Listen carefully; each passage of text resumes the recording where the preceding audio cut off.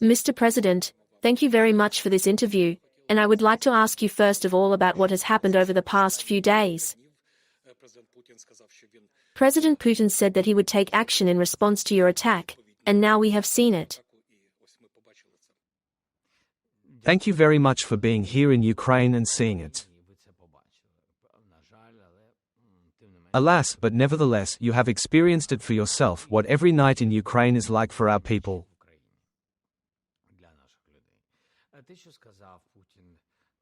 What Putin said is not true because if you look at our operation, exactly one day before the operation there was the most massive strike on Ukraine. The day before the operation, there were 480 or 483 drones, not including missiles. You see, there were only 500 drones. Almost 500. That is, he wanted to find an excuse for his next strikes. We see and understand this. People, maybe they don't know, but they have to understand. We understand the daily strikes because there is intelligence, there are different figures. We understand that Russia would not have chosen it by chance, although targets are often chosen very randomly. That is, for people to suffer. Civilian targets. And that's exactly what they do. You remember, during all these moments, that before they were talking about a truce or a ceasefire, they were attacking.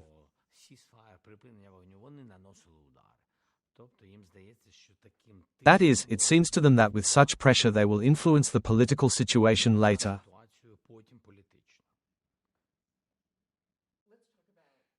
Let's talk about Operation Spiderweb. It's just a unique operation, a unique achievement. Tell us how it all happened? You have been involved in planning this operation for a year and a half. Tell us a little more about it. A little more than a year and a half. Or, as our employees of the Security Service of Ukraine say, to be precise, a year, 6 months and 9 days. Yes, a complex operation. I think it is very important from the point of view of what we understood from the very beginning of the war.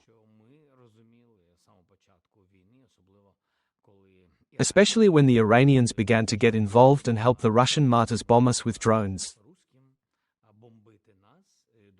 Then it was dozens more, and then it turned into hundreds. But thanks to Iran, it has gone to hundreds. Because they gave them licenses for the construction of appropriate factories, corresponding factories on the territory of Russia. And it was then that it was clear that it was very difficult to deal with mass strikes. It is impossible to fight with words, the Russians do not want to. And when they taste blood, you know, there's such a thirst for death, and it's true, it's not eloquence. And this can only be fought by force, demonstrating that if they take some steps and we can stop these steps, then they are ready for something, probably, and that, to be honest, between us, probably. And then it was clear and the task was set by me. We must do everything to make the Russians feel that their strikes by their aircraft, their strategic aviation, etc., we must stop. And all this time we have been working diplomatically. There were many strikes, there were thousands of their operations against us, against the civilian population. But it was just such, you know, a torture chamber, as they say, just shooting at the civilian population, at theaters, churches, museums, people, water utilities, gas storage facilities. That's where they struck. Understanding where and the system came from, how they strike, it was clear to us that we had to carry out several operations. This is one of the operations you are talking about, because the first operation was the maximum destruction of the Russian fleet in the Black Sea. Because they used their fleet in the same way for relevant operations to strike at the civilian population of Ukraine. We were able to do it very successfully. Dozens of ships were destroyed by ours, our weapons, our long-range weapons, our drones. We did not have, a fleet, honestly, for various reasons, the Black Sea Fleet. I don't want to go, so to speak, away from the main topic, your main question. But the main thing is that we were able to build up naval drones, we made them, it was our invention, as well as long-range other drones. And that's what we did. At first it was the Black Sea Fleet, we did it, pushed them out of the Black Sea as much as possible. Nevertheless, they still use it, they still have submarines, there are other ships, but we destroyed most of them. And the second question was about strategic aviation. This is the issue that the Security Service of Ukraine was dealing with. Why the Security Service of Ukraine? Because this is a secret operation of the armed forces. Well done, our heroic warriors, they work every day. And very often, when the army does something, thanks to intelligence, your plans can be known. The security service works on such operations as very exceptional. I would say so. When no one can know and no one is involved in that information. They worked, however, we had a story related to the Crimean Bridge, because, in addition to ships, the Russians have been using the Crimean Bridge since the beginning of the war to supply weapons, and therefore it was a fair target. And the service worked on this bridge. There were very successful steps, let's say, we call it when it was successful, but not everything turned out what we wanted, we call 7 to 8, let's say, not 10 points, but 7 to 8. This is how it was with the Crimean Bridge, but there was a 10-point operation on ships. And this operation that you mentioned is really a very strong operation.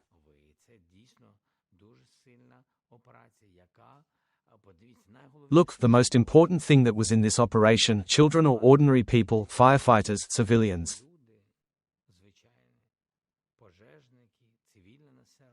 No one was injured. Despite the fact that Russia came to our war and they are our enemy. No one was injured. No rockets fell on the playgrounds. The drones did not kill a single civilian, there were no deaths, nothing. But 34% of strategic aviation was destroyed, and it was at those airfields from which they lifted them and hit us. And the proof is that they now want and continue to use some of these airfields, probably showing their population that the Ukrainians have succeeded in something, but not everything.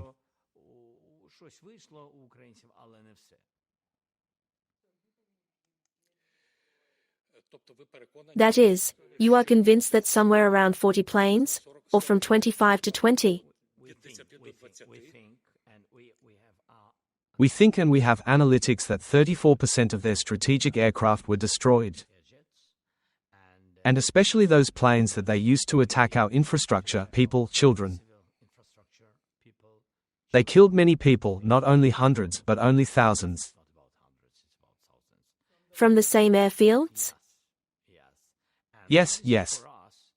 And this for us, we believe that the minimum is about 30%, 34%, and what we know is that it is about 41%, maybe 42%. But 41% are our established figures, 41 aircraft for 7 billion. Of course, these airfields are more than $7 billion for the Russians. And drones are not very expensive? No, not expensive. We use drones, which are cheap. And where were you personally during this physical operation? Have you watched its development, and how happy were you with its success? I was in constant contact with the head of the security service and with all the guys. I will not say where they were, it is, let's say, there are relevant points where they were located. And yes, I was in touch with the head. And when the operation took place, I saw the footage that the whole world, the whole of Ukraine, saw later. I awarded them. My reaction is absolutely clear. We have been preparing this operation for a long time, as a country. And I always ask them, no matter what, but it is very important to me how clean and successful the operation was. And the fact that, as I said, you see, the civilian population, you see, no one, neither families nor children, the fact that no one was injured, as our children suffer every day. And therefore, this operation was carried out flawlessly. I congratulated them, then I awarded them, and there are closed names that received the highest awards of our state from me personally. And I do not distribute these names. Those people, young people, very smart employees, very smart, with relevant knowledge. These are not just employees, these are people who understand technology, scientists with a good education.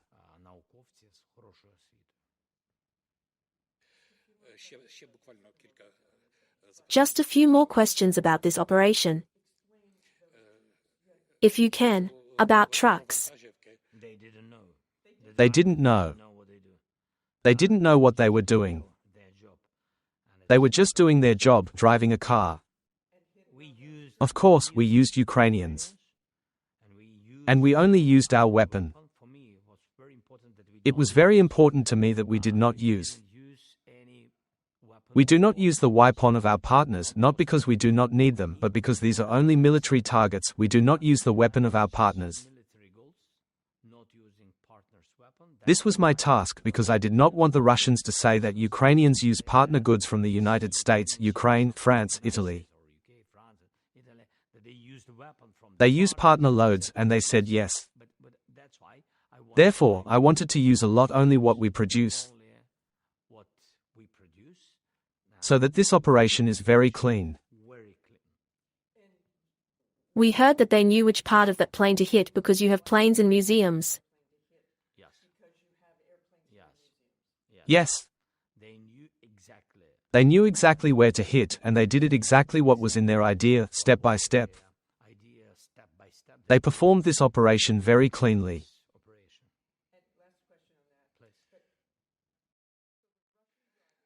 Russian drivers drive all over the country.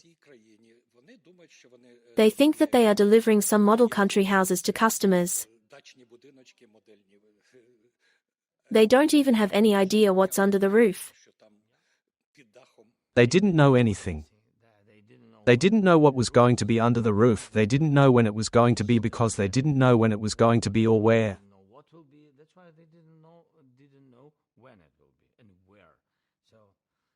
So I think it's very important.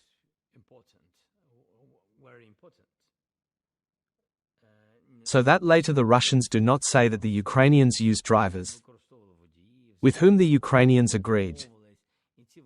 And these drivers were traitors to Russia, and so on. That is, it was very important for us to demonstrate the operation that Ukraine is conducting. And this is not terrorism, and this is not sabotage at all. This is a pure operation, as a step that showed, it seems to me, an important point.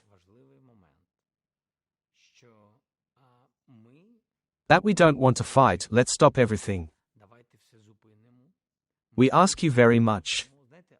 You know, one journalist asked me. It was a woman, she asked me. Please tell me, it was a day after that. How did you meet in Istanbul, right? And please tell me if there was a ceasefire during the meeting. If, during the meeting in Istanbul, the Russians would have agreed to. What do you propose from the beginning? That is, we had. You are probably talking about a ceasefire. So the question was that within a month. It is clear that we have been preparing this operation for more than a year and a half. And the question was that during this month, there was talk of a ceasefire. The question was, if Russia, because you wanted. Ukraine really wanted a ceasefire, a complete and unconditional ceasefire. Any ceasefire, that's what we proposed. If Russia was able to accept the ceasefire, then this operation did not take place. I said, of course, that would be the case.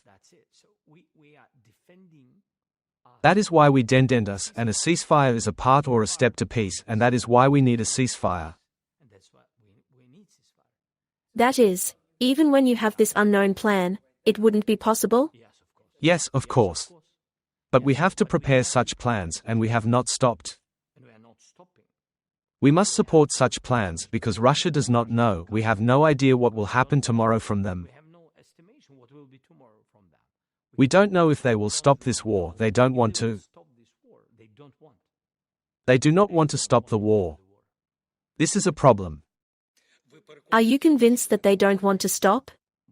Because they don't feel pressured. And Putin wants to regain the power of the Soviet Union. It's impossible. But I'm not sure that there are people who are able to explain it to him, and he will do it. And I'm sure that in order to do this, to achieve his goal, he needs to achieve this, first of all, with Ukraine. Through Ukraine. Because Ukraine is the largest in the Soviet Union after Russia. The largest country. This is a strategic goal for him. And it is very important for him to do this. And he does not want to end the war.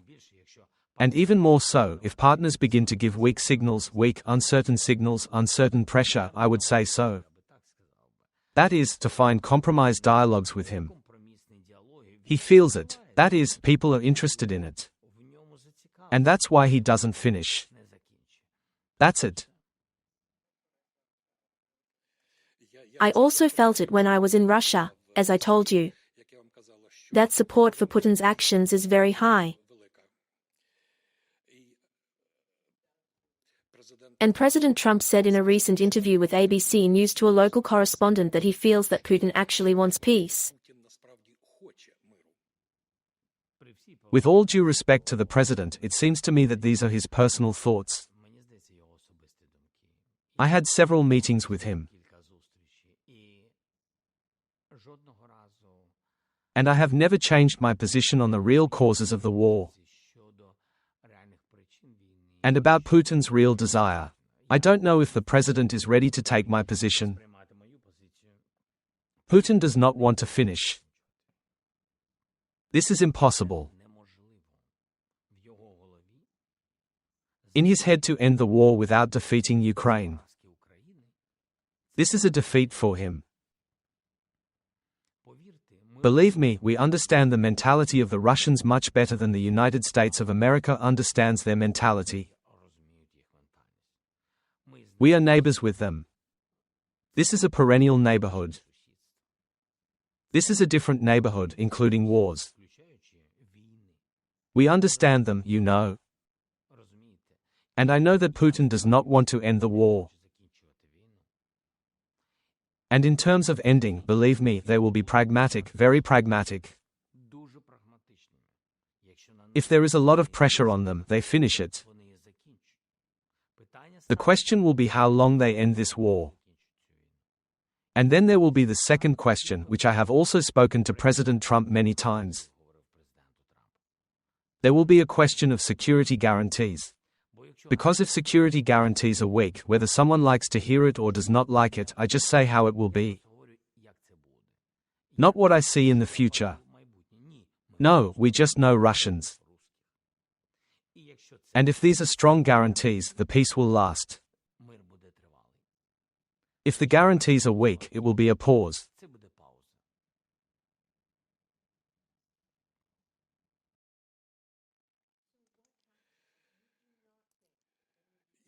If you don't trust Putin so much, what happens next?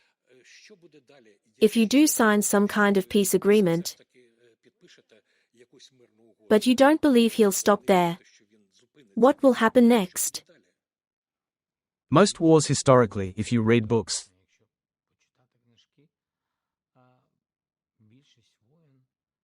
most wars ended when the parties did not begin to trust each other.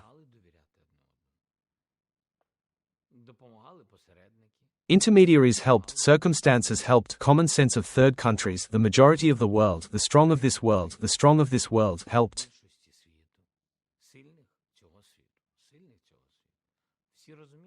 Everyone understood that war is not just about starting and ending. No. No, it's a big tail. You know, the big tail after this war. It doesn't just end and has an impact on many different countries and destinations. On the economy, energy, security, food security of other countries.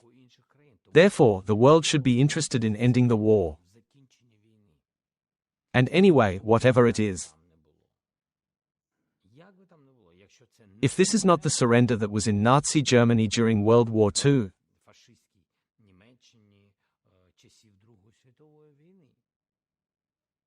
so most wars ended with some kind of agreement. This requires third parties who are ready to put pressure on the aggressor.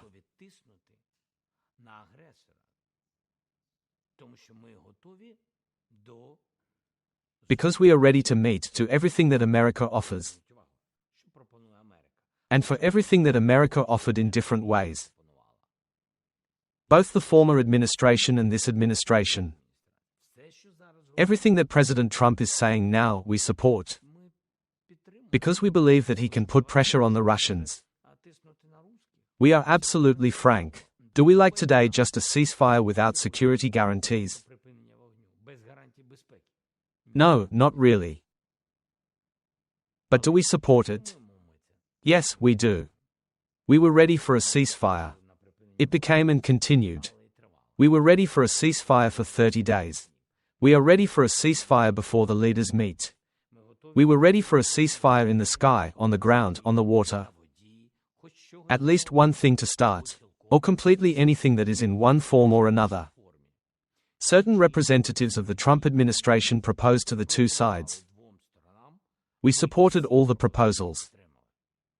Russia did not support any proposal. So who doesn't want the war to end? This is not a rhetorical question. This is a very specific, understandable question. And there is no need to bring this topic into philosophy. If the parties don't want to, then we need to wait a little. This is not true. Our side wants, we do not want and did not want to start a war. We're not going to surrender to Putin. We are not ready for ultimatums. And we want the war to end. We are ready for a ceasefire, for a concrete ceasefire. Proposed by the American side. Which we saw as a guarantor of the control of the ceasefire and as a mediator.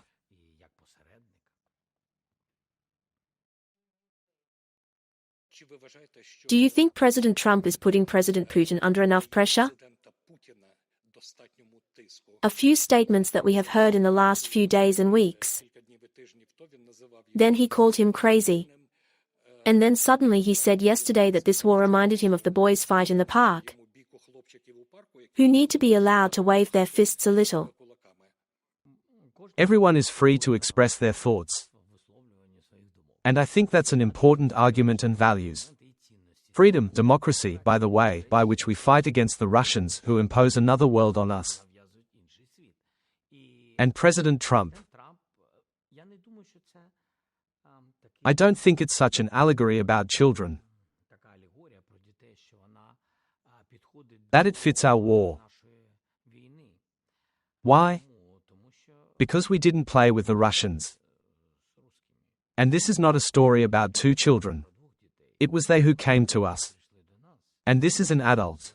Putin is definitely not a child. He understands what he was doing. And it's more like an adult, a maniac who came to the playground and there are children sitting there and he came just with a weapon and just steals people. He stole children from us. This is a fact. Kills these children. He killed, that's a fact. He took these children and left them without parents. Here's what it looks like. And here you can't just say, in my opinion, that let's stretch him aside. No one fights a maniac like that. This does not happen in life. This is a maniac and a child on the playground. And this child, we traveled for this war very strongly. But he still came to our site. And with maniacs, as a rule, adults of this world, if we are children already, then adults of this world usually do not say anything with a maniac. And they isolate the maniac, put him in prison, isolate him from people. And if it is a terrorist, then yes, they will try to talk about something with the terrorist in order to liberate people. This is how it works. Putin does not hide the fact that he came to our land with weapons. He is proud of it. He says that he came to protect someone. Then before that, he said that he did not come here, it was not me. And now he is already proud of the fact that yes, he says frankly, I came there and will do it. Because I believe that historically this is our territory. This is a maniac, this is not a child. And do you have enough strength? I believe that the President of the United States has all this potential, all the instruments of pressure. In my opinion, there is. Starting from sanctions, economic blockades, weapons packages, the unification of other European leaders around them. Who want it? They all want to. They look to American President Donald Trump as the leader of the world. But a free and democratic world, sharing the same value with all of us. They look at him and say, please be a leader with us. Leader. You are the leader. You are the President of America, you are Donald Trump. Stop Putin. And we are Europeans, we will help you. Because Europe is not as strong as America. That's it. Europe will still have to become very strong. But this is ahead. We are talking today.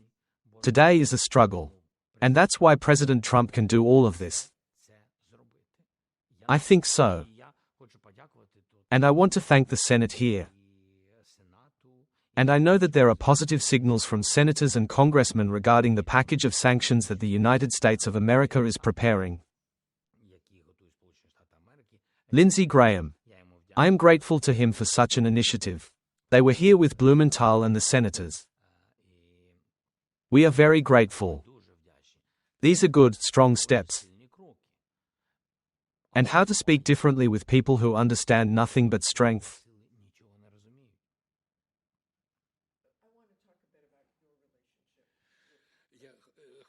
I'd like to talk a little bit about your personal relationship with President Trump.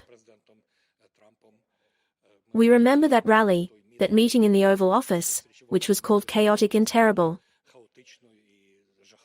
I know that you have tried to fix this relationship personal.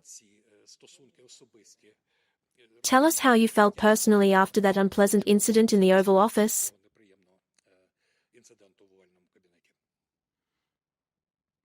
It's very difficult. How did I feel? Everything was clear on the air. Everything was clear in the cells. You know, I always said at my last job that it is not necessary to hear an answer from a person. The camera doesn't lie. So it's absolutely clear how I felt. And it's absolutely clear what I was doing. I believe that the result of this meeting. I was completely blunt when I said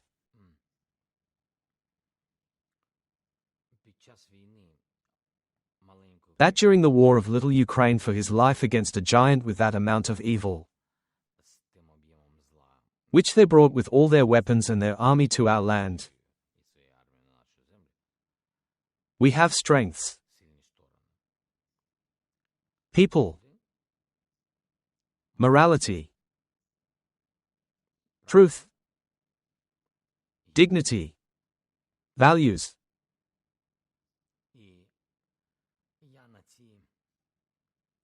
And I look at these 5 things with special respect. I can be emotional, non-emotional, different. But I'm talking about the truth. There may be something superfluous. Sometimes this happens during the war. But I definitely can't lose my dignity. I just don't have the right to do it. Except that I don't want to as a person. And as president, I defend the truth about my country. Because we're fighting it. Truth. And sometimes it may not sound like something very important overseas. But for us at this moment it is very important. Not 100,000 but 90 died.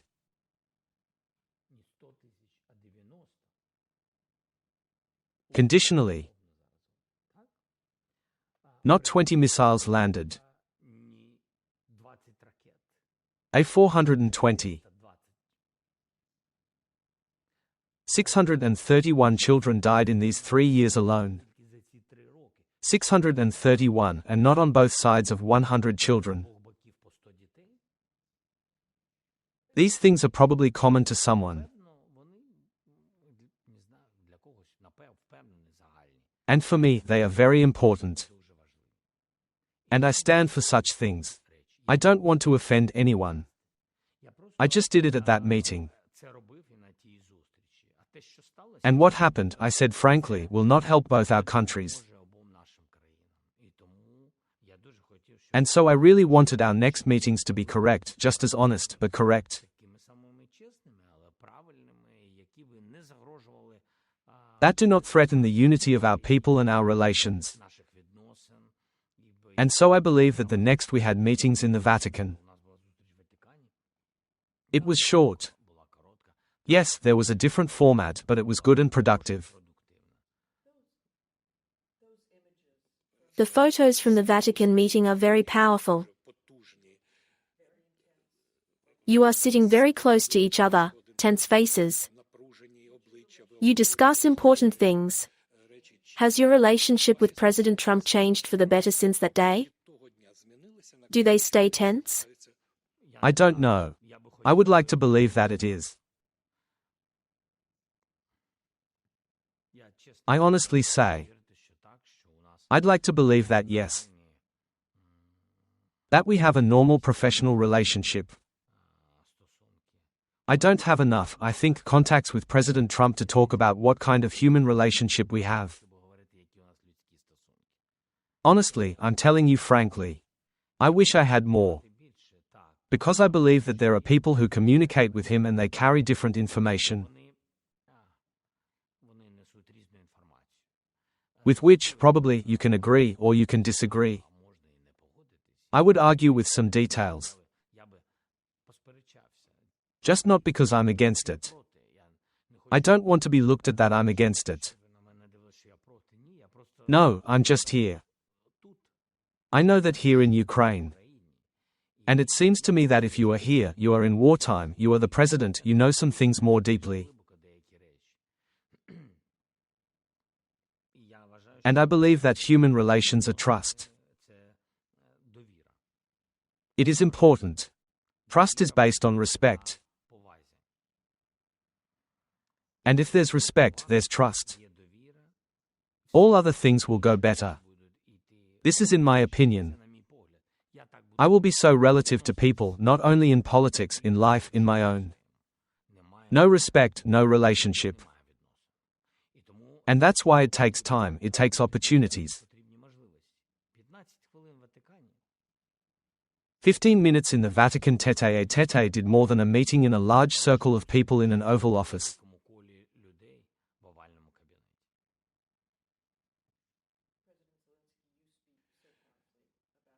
You always talk very emotionally and strongly about the losses that people suffer and how they suffer. Do you think that President Trump feels the full weight and all the tragedy of these losses that Ukraine carries, especially when he talks about 2 boys who fight in the park? You know, even parents in Ukraine, who are in Ukraine and who are fighting for the survival of their families and children, cannot feel all the pain of those parents, which children have been lost. This is impossible. I will never believe it. It is simply impossible. And the president. It's not about President Trump, it's about any person who isn't here.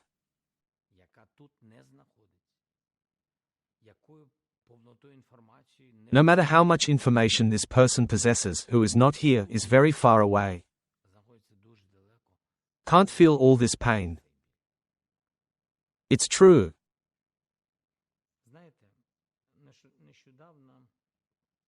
You know, we recently had a Children's Day.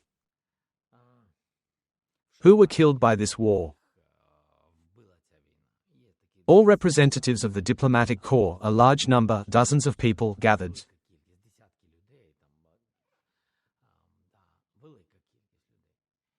And each of us wanted to say something about this day. And about children. And we all spoke, and these were fair, honest words. And then one man came out. And we all know how to speak. I want to remind you, we are people who have practice. And then the father came out. A guy from Kryvyi Rih. One blow killed his 3 children and his wife. With one missile strike. He is a civilian. He did not fight, he is a civilian. In the apartment. There was a strike on the apartment. 3 children and a wife. And you know what he is? He spoke differently. He did not talk about any important figures, about statistics, about how many strikes are made.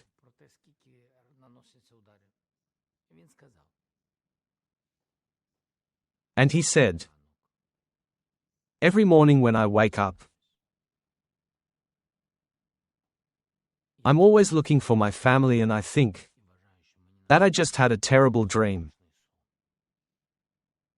I'm looking for them nearby. And there are none.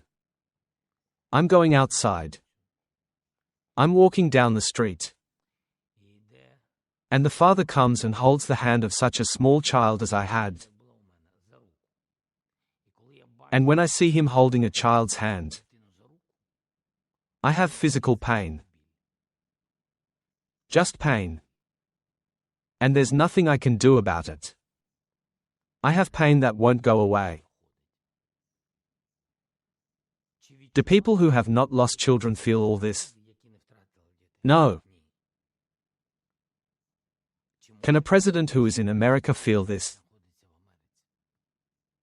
No. And that is why we are not children with Putin on the playground. That is why he is a killer who came to this site.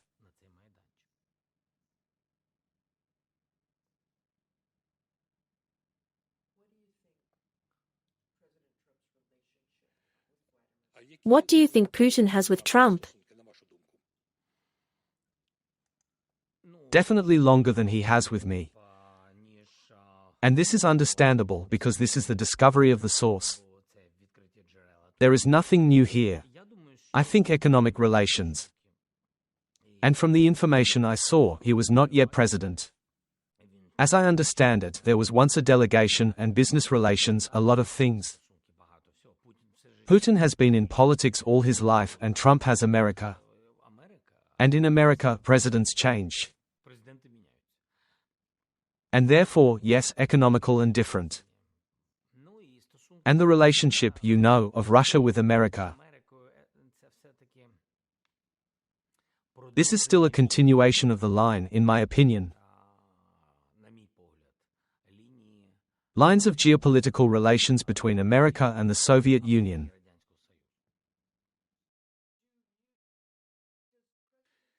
Do you think President Trump thinks Russia is going to win the war? Does he believe? Did he tell you about it? I think he publicly said about it. And I think he shared this information with some people around him. I believe, I've said this many times, this is not true. Not true, I mean about his words, just to understand. About the real situation. It's not a victory. When you really spend 1 million people for getting a few thousand kilometers, this is not a victory. This is an initiative. Because of the people, the volume of the people, the volume of the weapon, and this initiative is in your hands. But this is not a victory. And I said that to President Trump. You will see that this is not a victory. Of course, if all of you, the United States and Europe, close support and go out, or withdraw from all this situation, then yes, they can win. But I just want to remind everyone that even without all the partners, it was difficult for them to occupy us at the very beginning of the war. Therefore, this is impossible for Putin. In such circumstances where we are to win this war, if there is unity in the world and they are on our side, this is impossible. Therefore, he can only win if it is a very, very long war, many years and without sanctions. This is situation he really wants because he needs money for this war. And he wants to be in the Kremlin until he dies. Yes, this is his goal. That's why he wants to occupy us, to destroy us. His economy depends exactly on oil, on energy sector. And we must maintain sanctions as quickly as possible. We lost a lot of years. They could impose energy sanctions. And oil price caps $30, no more. And we lost 3 years. We gave them this money. Yes, they sold a large amount of energy. A big volume of energy. You know, China, India, Brazil and other countries. And it's the same with sanctions again, and with banking systems again, and with the defense sector, let's be honest.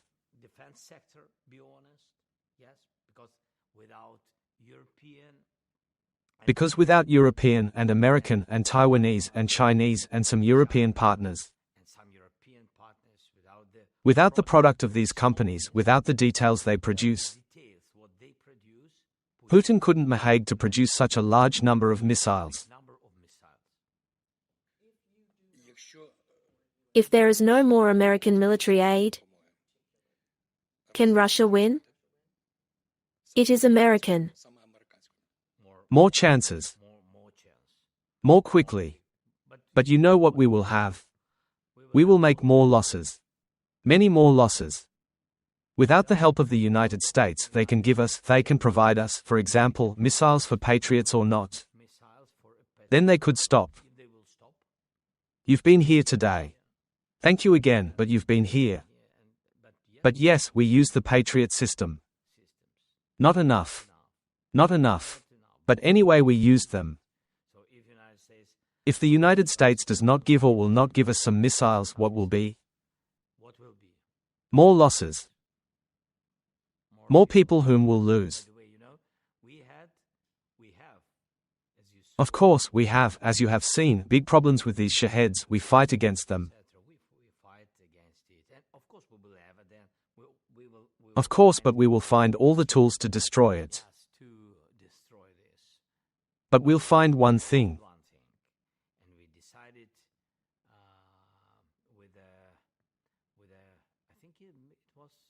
And we decided with Minister Austin. We have approved one project. And we counted on this project. 20,000 missiles.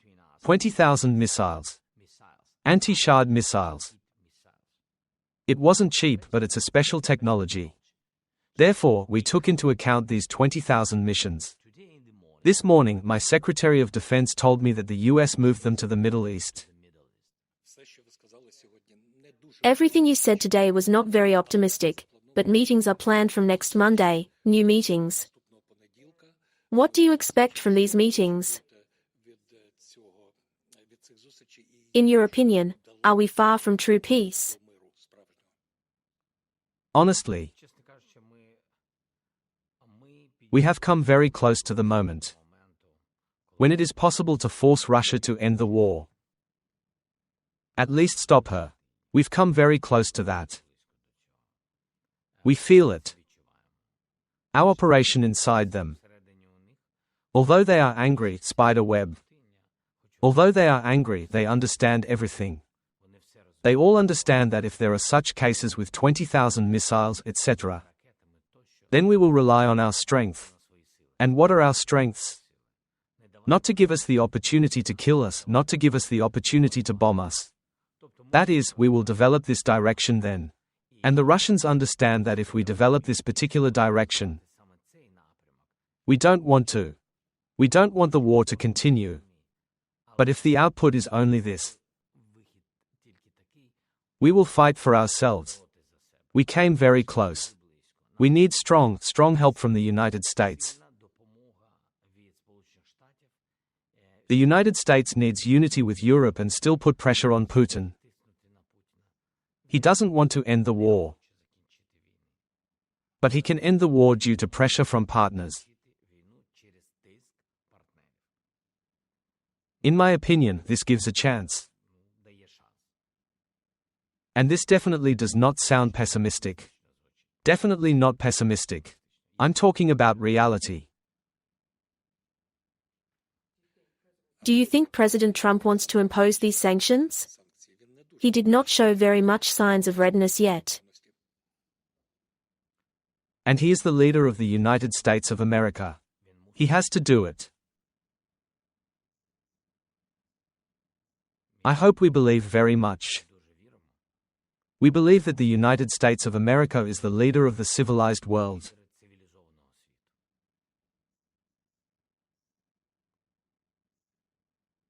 President Trump said that he has some kind of deadline when he can really impose sanctions. That he has some dates. And he even said that he could also introduce against Ukraine. And what? You know, there have already been a lot of things against Ukraine from the Russians. Here you definitely don't want anything from the United States of America. We support the proposals coming from the United States of America to end the war about any formats. That can bring us closer. About meetings in any formats, both at the technical level, at the level of leaders. We do all this anywhere. There is no need to look for a balance between us and the Russians. The Russians don't want that. Sometimes there is no alternative. Only the Russians do not want to end the war here. It doesn't matter who wants to impose sanctions on the Russians, they will not work. Here America must impose sanctions. There are no alternatives here. Neither in the first question nor in the second. Thank you very much, Mr. President.